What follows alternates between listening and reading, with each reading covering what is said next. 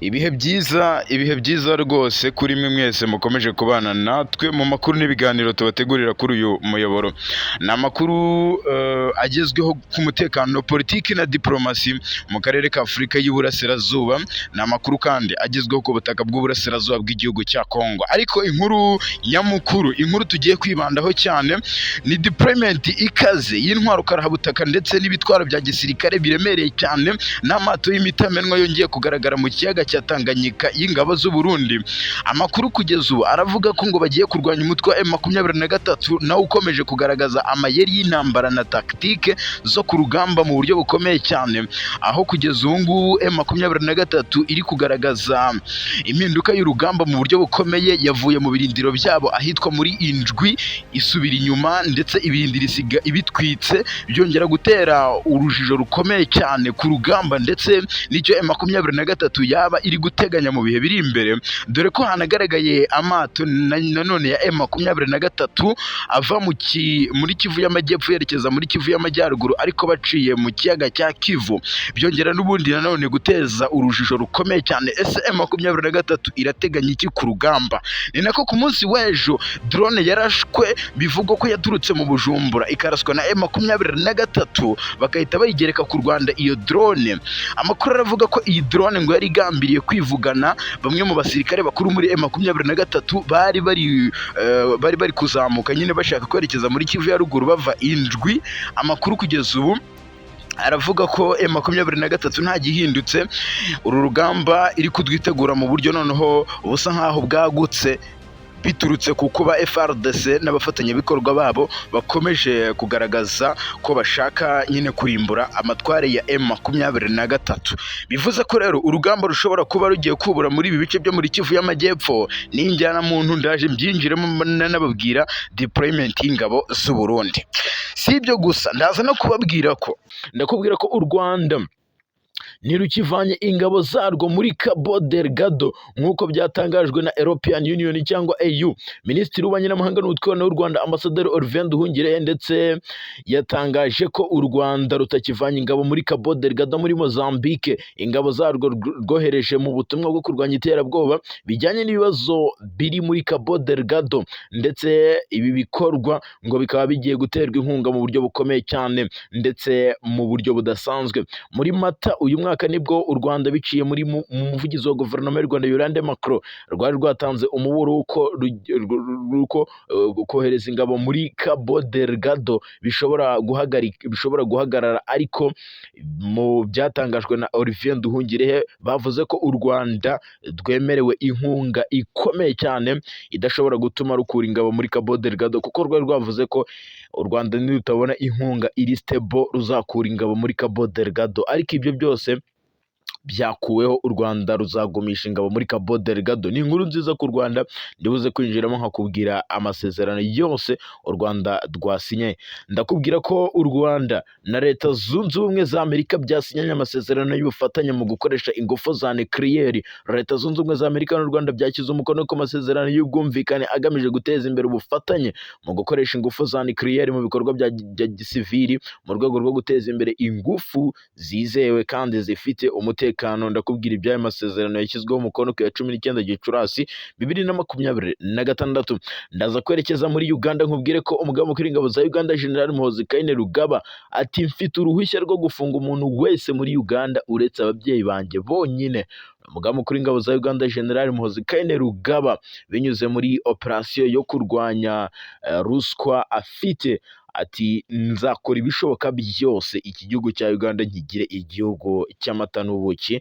Ati sinzemerera umuntu uwo ari we wese ushaka kugerageza guhungabanya perezida wanjye akanaba na papa wanjye Museveni. Ndakubwira ko kandi byinshi bitandukanye biri guturuka i Kinshasa. Constantin Mutamba wari minisitiri w'ubutabera muri Repubulika ya Demokarasi ya Kongo kuva muri 2024 kugeza muri 2025 yihanangirije urukiko rw'ubujurire rwa Kinshasa rwamuhamagaje kugira ngo atange ubuhamya ku inyerezwa ry'umutungo. Ndakubwira byinshi bitandukanye Constantin Mutamba yatangaje, uyu wari minisitiri wa justice muri Repubulika Iharanira Demokarasi ya Kongo. 5/5 reka mbahereze ikaze n'abasabe gukora subscribe aho hasi kugira ngo tujye tubana mu makuru n'ibiganiro tubategurira kuri uyu muyoboro. Reka mbere mu mirwano ikomeye cyane ariko gato mere kuri iyi drone bavuga ko ngo ari y'ingabo z'u Rwanda RDF FARDC yigamba ko yahanuye igisirikare cya Repubulika Iharanira Demokarasi ya Kongo. FARDC kiri kwigamba guhanura drone ngo y'igisirikare cy'u Rwanda RDF, bavuga ko yinjiye mu kirere cya Repubulika ya Demokarasi ya Kongo mu buryo butemewe. Ni mu itangazo FARDC yashyize hanze yavuze ko iyi drone yahanuriwe mu gace ka Poezelo mu ntara ya Kivu y'Amajyepfo mu burasirazuba bwa Kongo. FARDC yavuze ko icyo gikorwa gifatwa nk'ubushotoranyi bugaragara, ndetse ngo bari no kuvuga ko u Rwanda rufite umugambi wo gutera igihugu cya Kongo.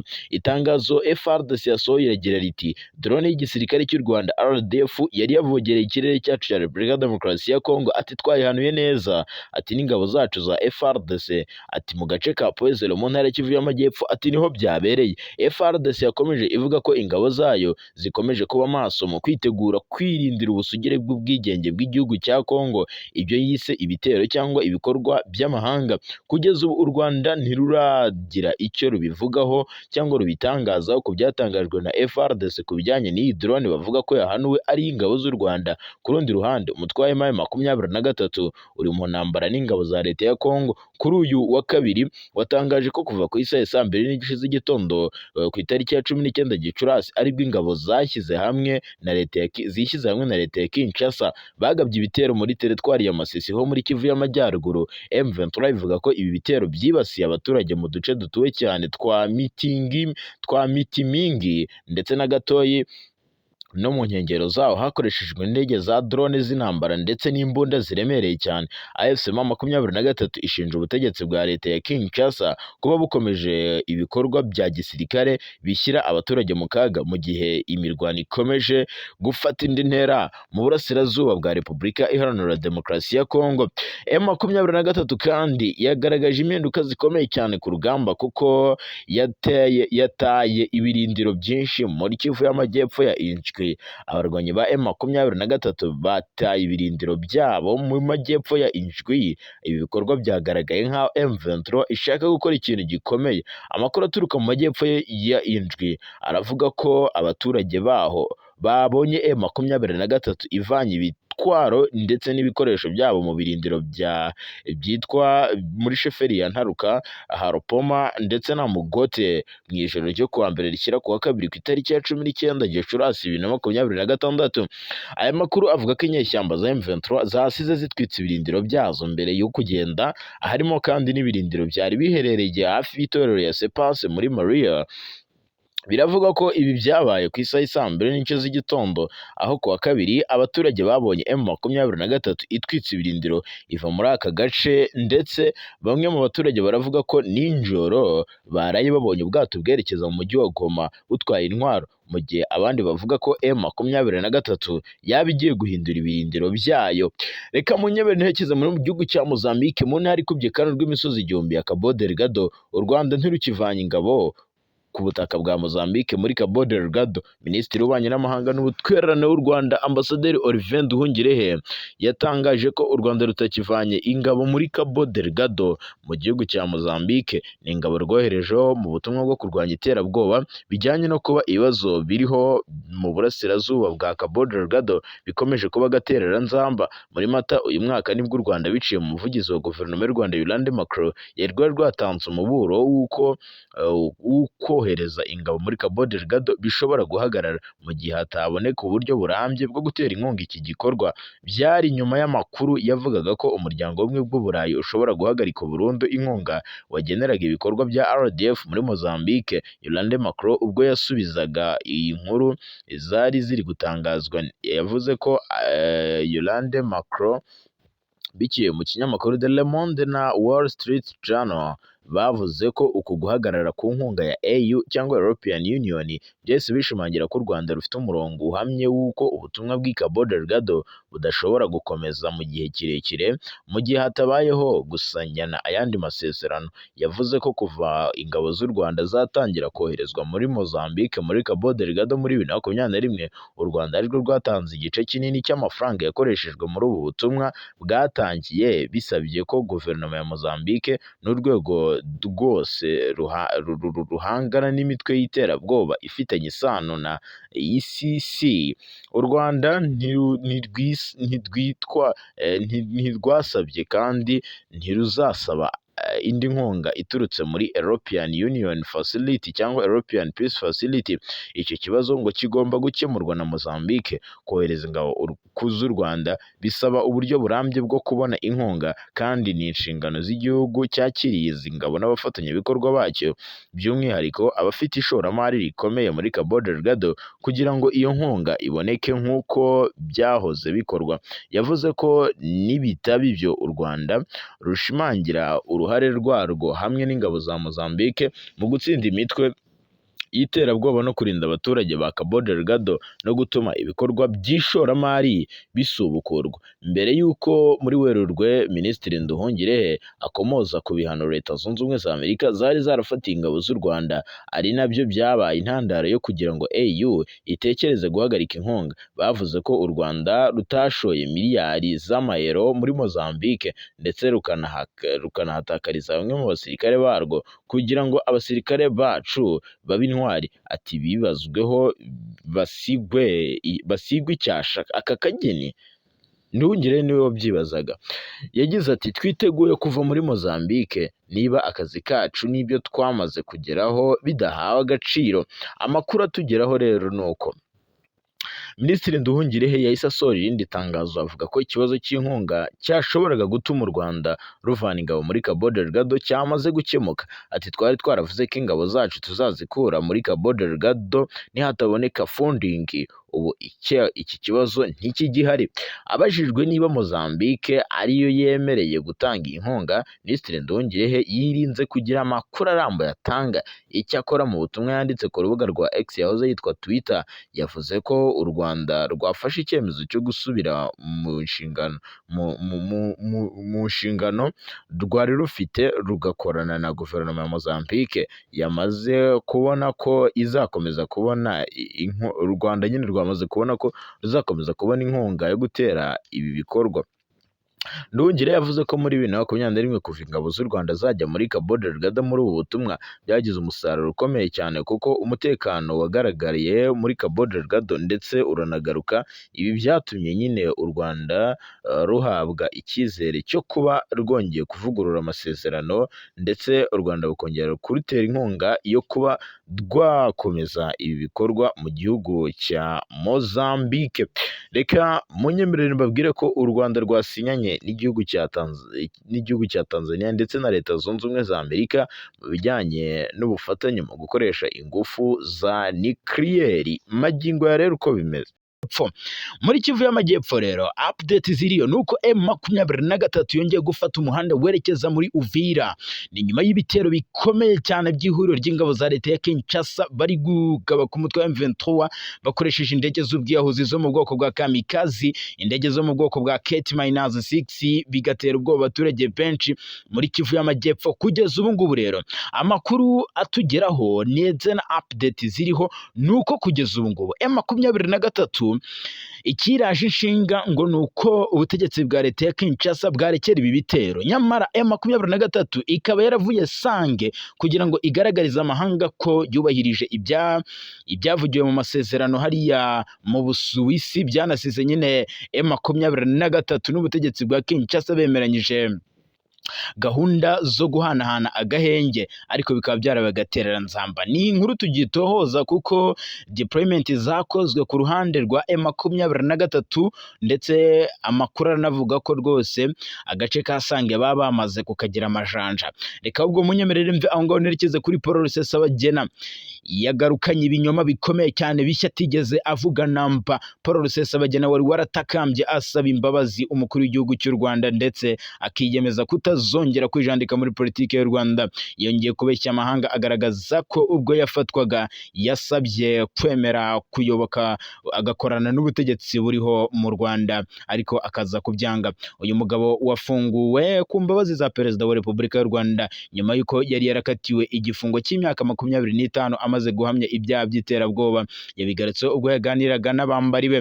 Mu ibaruwa isaba imbabazi yandikiye umukuru w'igihugu Paul Rusesabagina yagize ati: ndabizeza binyuze muri iyi baruwa ko nta izindi nyungu ntegereje zaba bwite cyangwa iza politike. Ibibazo bijyanye na politike y'u Rwanda nzabisiga inyuma yanjye. Ibyo yanditse ku itariki ya 14 Ukwakira 2022 bimuhesha gufungurwa muri 2023 ku itariki 24 Werurwe. Bisa naho yamaze kubyibagirwa burundu, akaba uwundi washize impumu akibagirwa icyamwirukansaga. Ku nshuro ya mbere Paul Rusesabagina yavuze ko amagambo akomeye atari yarigeze avuga. Ibi byatumye abantu benshi batangira gushidikanya ku ireme n'ukuri kw'imvugo ze avuga. Mu byo yavuze harimo ko ubwo yafungurwaga mu Rwanda aho yari afungiye hari n'abandi bari bari mu byumba bitandukanye n'icyo yari arimo, mu gihe mu bindi biganiro yagiye atanga kuva yafungurwa na mbere mu rukiko yumvikanishaga ko yafunzwe wenyine. Uyu munsi yagarukanye imvugo nshya itandukanye n'ibyo yavuze kuva kera.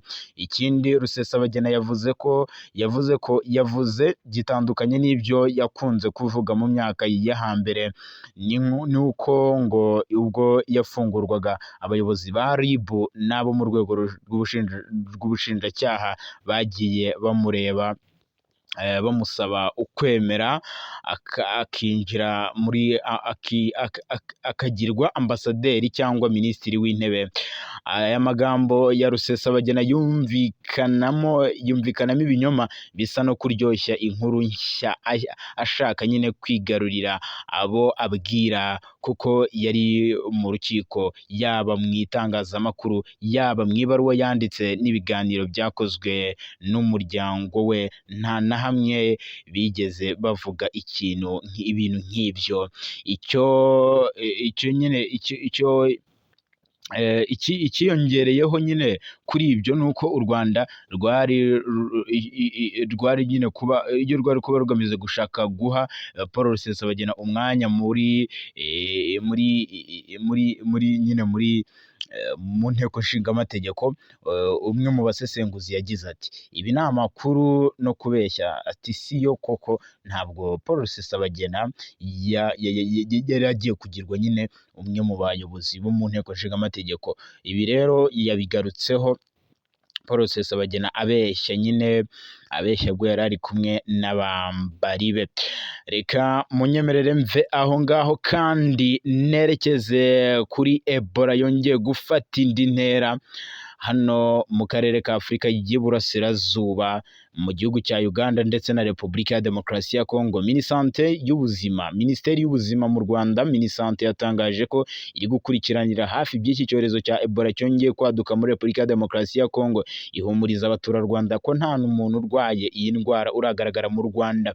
Minisante mu itangazo yasohoye ku cyumweru ku itariki ya 17 Gicurasi yavuze ko iri gukurikiranira hafi by'iki cyorezo, ndetse n'ishami ry'umuryango w'abibumbye ryita ku buzima OMS ryashyize mu rwego rw'icyorezo gihangayikishije isi, iki cyorezo nyine cya Ebola. Ibi gutuma nyine u Rwanda ruhita runafunga imipaka iruhuza n'igihugu cya Repubulika Iharanira Demokarasi ya Kongo.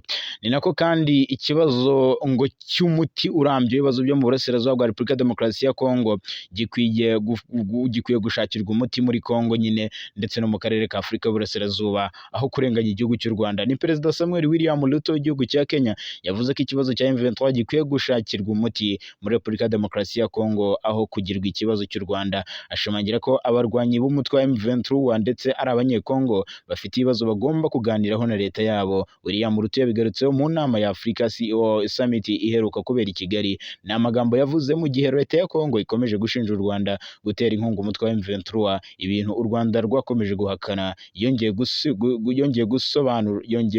kubisubiramo nk'abakuru b'ibihugu twarabajije duti ese abantu ba M23 ni abanyarwanda cyangwa se ni abanyekongo? Ati Kongo ivuga ko ari abanyekongo. Ati niba rero ari abanyekongo ni gute ikibazo kibi cy'u Rwanda, ati ni gute ikibazo kiba icya perezida wa Repubulika y'u Rwanda Paul Kagame? Paul Kagame nawe akunze kuvuga ko abarwanyi ba M23 ari abanyekongo, bagomba guhabwa uburenganzira bwabo nk'abanyekongo ndetse nk'abaturage ba Kongo, ndetse ko n'ibibazo byabo bikwiye gukemurwa binyuze mu biganiro na leta ya Kinshasa. Intambara hagati ya M23 n'ingabo za leta ya Kinshasa yongeye gukaza umurego mu ntangiriro za 2025 ubwo uyu mutwe wagabwagaho ibitero byihuse bigafasha nyine uyu mutwe wa M23 gukaza urugamba ndetse no kwirwanaho, bikanasiga bafashe umujyi wa Goma. Imizi y'intambara ifitanye isano n'ingaruka za jenoside yakorewe abatutsi mu Rwanda mu 1994. U Rwanda rushinja Kongo gukorana n'umutwe w'abajenosideri wa FDLR wagize uruhare muri jenoside yakorewe abatutsi, aho bawuha intwaro ndetse ugambiriye guhungabanya umutekano w'u Rwanda. Mu rwego rwo gushaka amahoro arambye mu Rwanda na Kongo, biherutse gusinyana amasezerano y'amahoro hagati yabo muri Leta Zunze Ubumwe za Amerika ku bufatanye bwa Qatar ndetse na Amerika. Aya masezerano yaterwaga inkunga n'ibihugu nyine bya Amerika na Qatar, ndetse yateganyaga ko ubufatanye mu by'umutekano n'ubukungu ndetse no gucyura abasirikare b'u Rwanda bashinjwaga gufasha M23 ku butaka bwa Kongo. Nubwo habayeho agahenge, imirwano yarakomeje mu bice bitandukanye, n'ubu iracyakomeje, aho Leta Zunze Ubumwe za Amerika zikomeje gufatira ibihano ingabo z'u Rwanda n'abayobozi bakuru bo mu ngabo z'u Rwanda, aho bashinjwa gufasha umutwe wa M23 mu bikorwa bya gisirikare. William Ruto yavuze ko igihe cyose abarwanyi ba M23 bemerwa nk'abanyekongo, ikibazo gikwiye nyine gukemurwa na leta yabo ndetse bakaganira n'uyu mutwe. Ati kubera ko byamaze kwemezwa ko M23 ari abanyekongo, ati ni ikibazo cya Kongo kandi gikeneye umuti w'abanyekongo. Akomeza avuga ko ibiganiro by'amahoro byabereye i Rwanda na Nairobi byose byagaragaje ko impande zose zigomba kuganira, harimo na M23. Ati M23 baravuga bati kuki mudashyira hanze ibiganiro? Ati turi abanyekongo, dufite ibibazo kandi turashaka ibiganiro, turashaka kuganira na leta yacu. Perezida wa Kenya yashimangiye ko kwanga kuganiriza imitwe yitwaje intwaro bavuga ko ifite ibibazo bya politike bishobora gukomeza guhungabanya umutekano. Ati nta gihugu gitakaza iyo cyemeye kuganira n'abaturage bacyo aho bafite ibibazo bakabikemura. Nguko